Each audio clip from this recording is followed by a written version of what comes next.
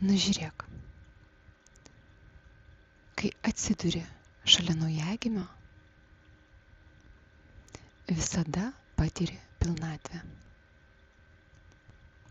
Ir nesvarbu, ar tai savas ar svetimas naujagimis. Jeigu į tai atkreipi dėmesį, tu suprasi, kad tas ką tik gimęs žmogus, jisai neša tą laimingumą. Savimi jisai neša tą vidinę pilnatvę. O kas tai yra?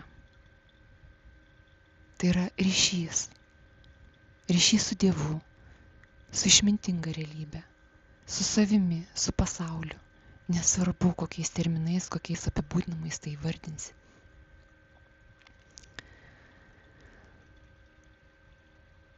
Ką tai reiškia?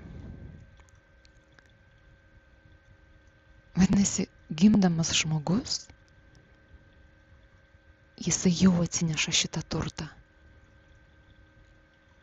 Tai jeigu mes išmintingai pamėgintumėm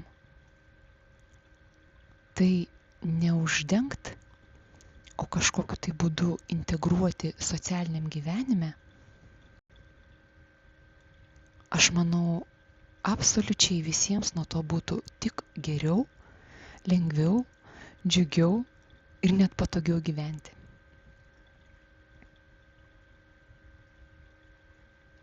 Kol kas tokie pamąstymai.